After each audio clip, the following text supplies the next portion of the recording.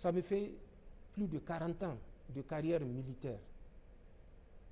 Vous croyez que même si je suis le dernier, je ne dirais pas le mot, de la classe, je ne suis pas en mesure, à travers le savoir, juste empirique,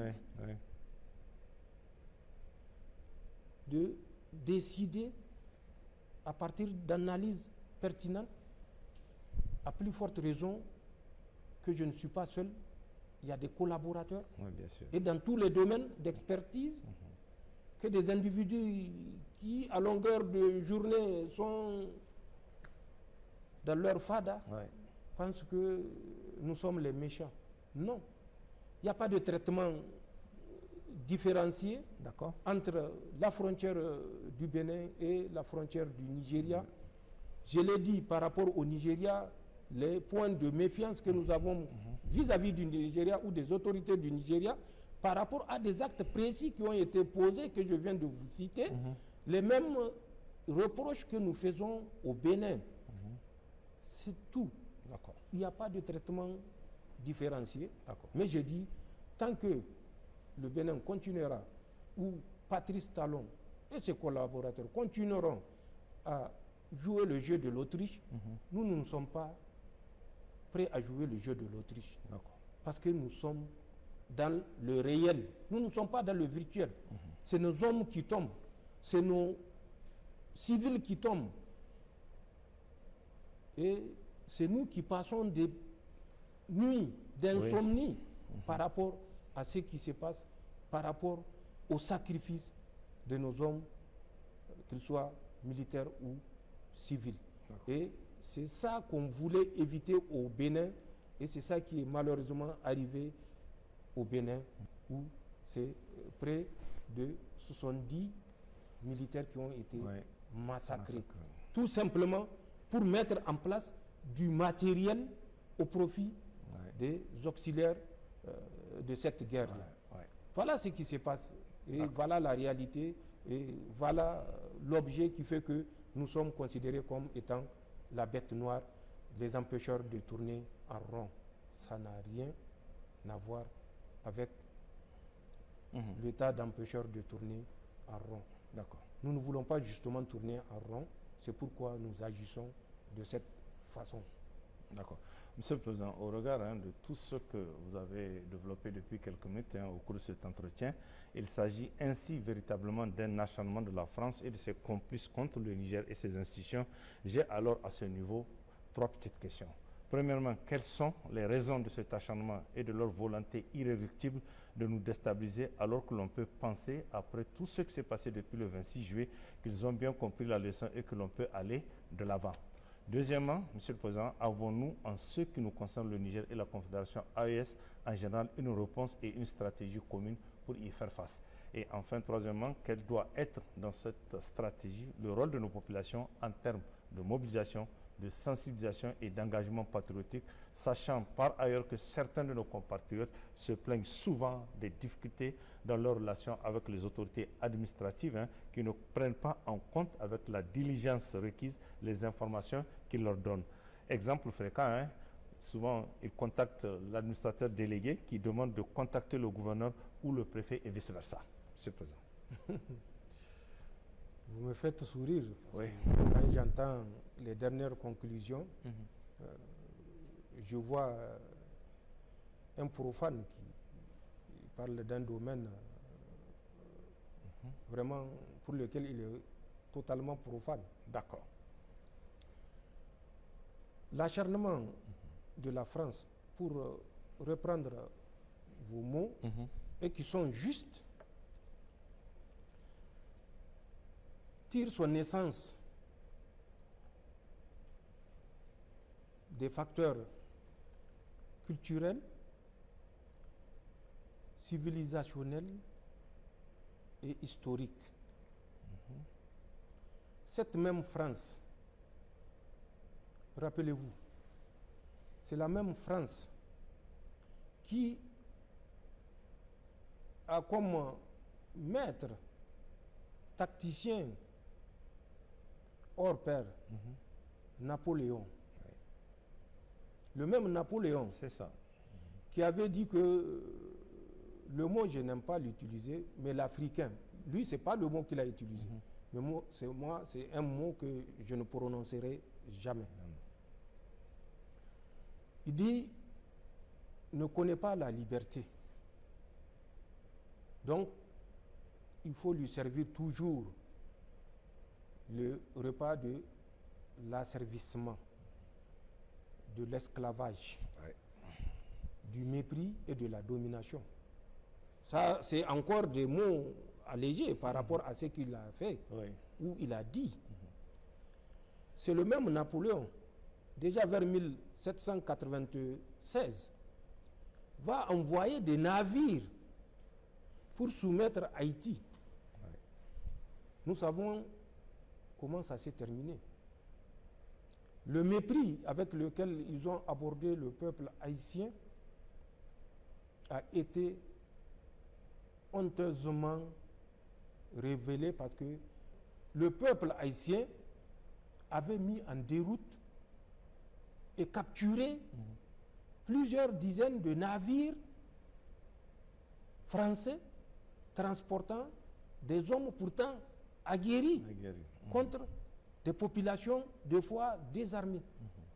Mais c'est le patriotisme, la dignité qui avait pris le dessus. Et vous vous rappelez le sacrifice que Haïti a consenti pour racheter, malgré cette victoire militaire, mais pour racheter leur indépendance. Pour ceux qui ne le savent pas, ils n'ont qu'à consulter les documents d'histoire. Après Napoléon, venons plus proche de nous. Vous vous rappelez la fameuse phrase de Nicolas Sarkozy quand il était à l'université Cheikh Anta Diop de Dakar au Sénégal. Le drame de l'Afrique, c'est que l'Afrique n'est pas suffisamment rentrée dans l'histoire. Ça, c'est aux Africains qu'on dit ça. Et où? À Cheikh Anta Diop. Je dis bien Cheikh Anta Diop. C'est tout un symbole. L'égyptologue le plus reconnu, qui malgré l'impérialisme, l'imposition, l'omerta impérialiste, a démontré que l'Égypte est une civilisation d'un mot que j'ai dit je ne veux jamais utiliser. C'est ça. C'est l'insulte suprême qu'on puisse faire à un peuple. Se tenir dans un temple comme Cheikh Anta Diop et dire que l'Afrique n'est pas suffisamment entrée dans l'histoire. Mais qui est l'histoire? Ça reflète l'ignorance tout simplement. Parce que s'il sait ce que c'est l'histoire ou le mot histoire, il ne peut pas le dissocier de l'Afrique. Il y a plus de 5000 ans, au moment où leur arrière-ancêtre venait en Égypte apprendre les sciences, l'astronomie et toutes les autres sciences. Cette même Égypte, civilisation qui a laissé des traces aujourd'hui à travers les pyramides, et que ces forces néocolonialistes ont cherché à camoufler le lien historique entre ces architectures monumentales aux civilisations africaines.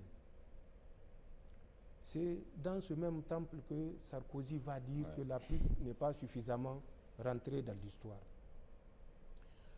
Plus proche de nous encore, il faut suivre Emmanuel Macron. Oui, bien sûr. Qu'est-ce qu'il a dit? Ça, c'était au Burkina? Même pas au Burkina, avec ça, je considère ça comme un incident mineur. D'accord. Parce que si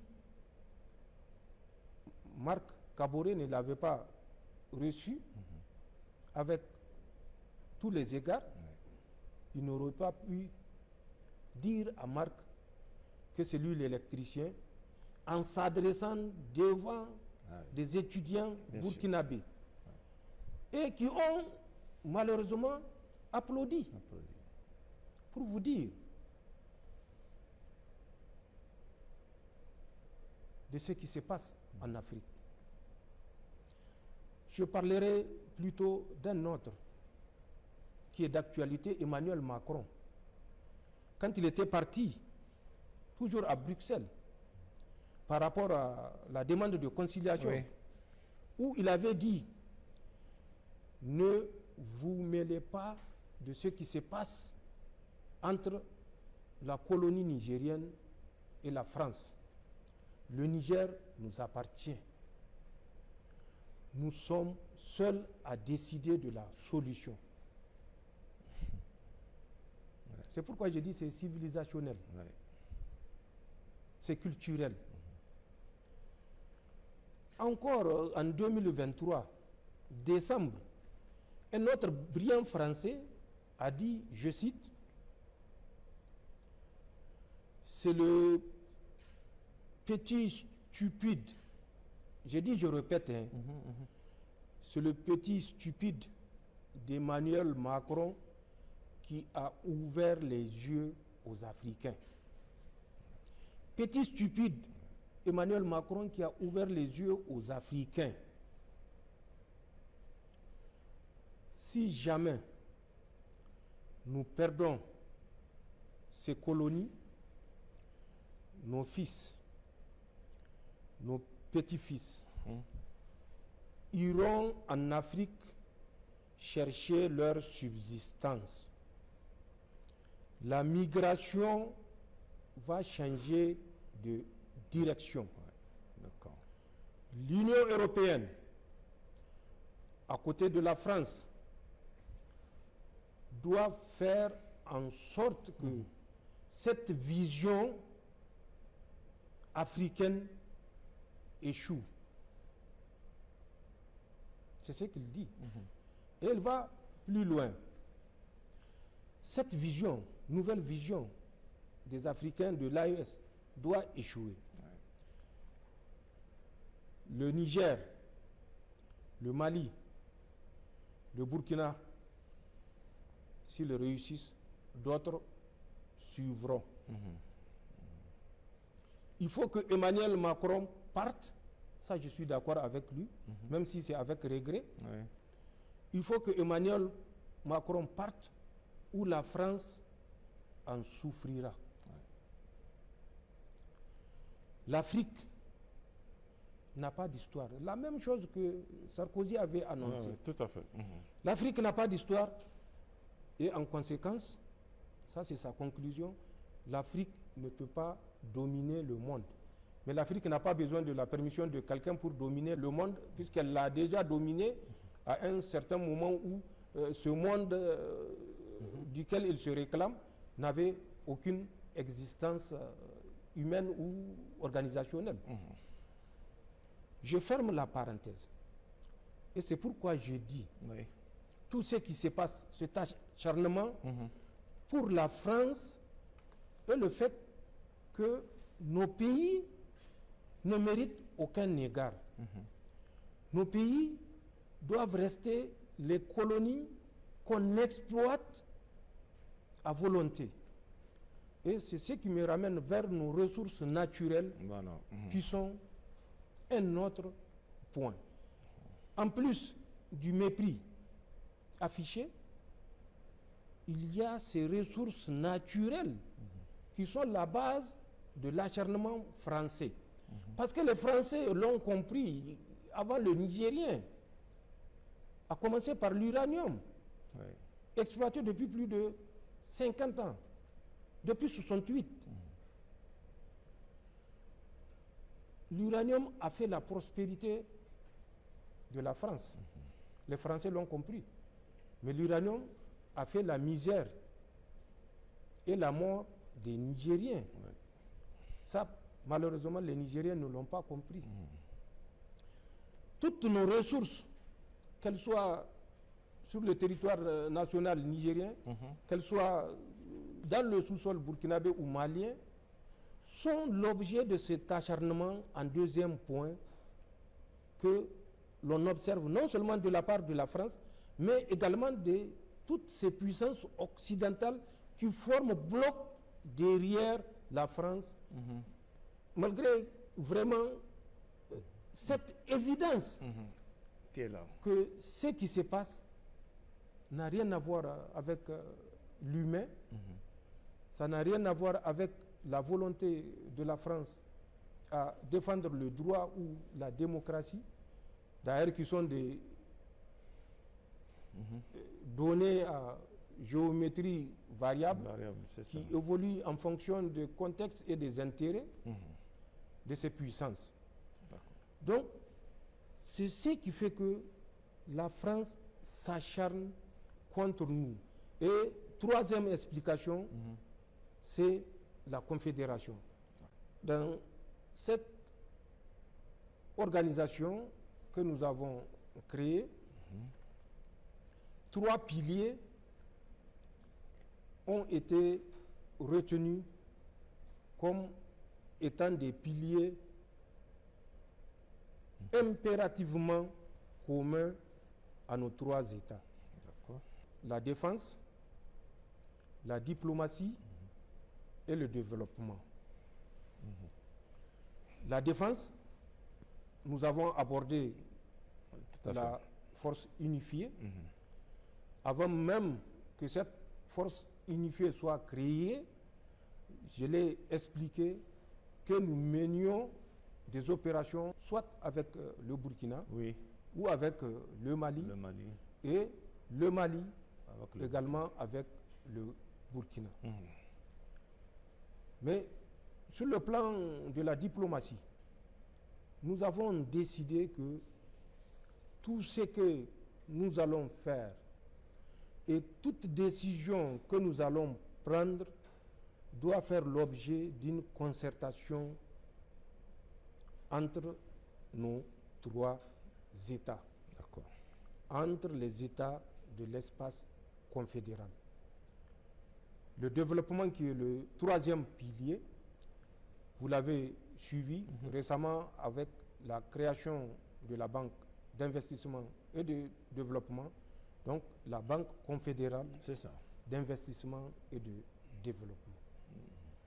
Cette banque, dont le capital est estimé à plus de 300 milliards, sera constituée par les efforts propres, endogènes des États de la Confédération.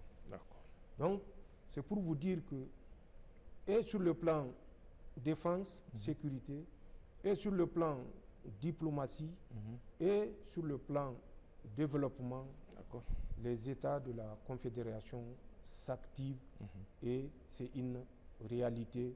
Nous ne sommes pas restés dans la théorie stérile. Car comme le dit un sage, la théorie sans pratique est stérile, la pratique sans théorie est aveugle. Nous ne voulons être ni l'un ni l'autre. Au sein de la Confédération, nous agençons les deux pour atteindre nos objectifs. Et c'est ce que nous faisons effectivement au sein de cette Confédération pour répondre à votre question. D'accord. La troisième, je rappelle, M. quel doit être dans cette stratégie le rôle de nos populations en termes de mobilisation, de sensibilisation et d'engagement patriotique, sachant par ailleurs que certains de nos compatriotes, ils se plaignent souvent de difficultés dans leurs relations avec les autorités administratives qui ne prennent pas en compte la diligence requise, les informations qu'ils leur donnent. Exemple fréquent, ils contactent l'administrateur délégué qui demande de contacter le gouverneur ou le préfet et vice-versa. Je crois que le terme le plus approprié, bon, au moment où vous préparez ces questions, certainement, il n'y avait pas ces données que je viens de révéler.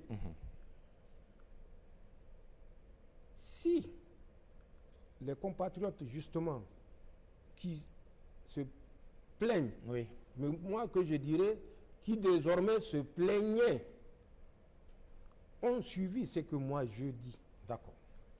La mobilisation de l'Union européenne derrière la France, et quand je dis mobilisation, elle est totale. Elle est financière, elle est diplomatique, elle est économique, elle est militaire. Avec le soutien, je l'ai dit, d'une puissance autant de Joe Biden, qui accompagnait aveuglément les décisions françaises tout simplement parce que le Niger devait rester une colonie et que les richesses du sous-sol ou du sol nigérien sont françaises. Si les gens savaient toute cette mobilisation qui avait eu pour conséquence de créer dans un premier temps, à travers le rappel historique que j'ai fait, des mouvements de déstabilisation jusqu'au Sahel, où ces puissances ont mobilisé ce qu'on appelle, je n'aime même pas utiliser ces noms, puisque ça n'a rien d'État islamique au Sahel. L'islam, ce n'est pas au Niger qu'on apprend l'islam. Nous avons connu l'islam au 6e califat, 666, au Niger. Au moment où beaucoup d'autres pays ne savaient pas ce que c'est l'islam. D'autres pays arabes. C'est ça. Je parle de 44 ans après l'Hégire, à travers Bousr Ben Abi Arta, dans les oasis du Kawa. Nous avons connu l'islam en 666. C'était le 6e califat. Aujourd'hui, près de 1400 ans que le Niger a été en contact de l'islam. 1400. Nous sommes à l'an 1446 de l'islam. C'est ça. Donc, ça n'a rien d'islamique, ce qui se passe. C'est un crime organisé. Oui. Un crime organisé par les puissances occidentales que nous connaissons. La France soutient le JINIM, ce qu'ils appellent le groupe de soutien à l'islam et aux musulmans. Quels musulmans on soutient? Le Niger est à 95% musulmans. C'est massacrer les Nigériens qui est un soutien à l'islam. Le Mali, autant. Le Burkina, autant. C'est en massacrant des Nigériens, des Burkinabés et des Maliens qu'on soutient l'islam et les musulmans. N'oubliez pas de vous abonner et d'activer la cloche de notification pour rester informé de nos prochaines vidéos. Restez à l'écoute pour les développements passionnants à venir.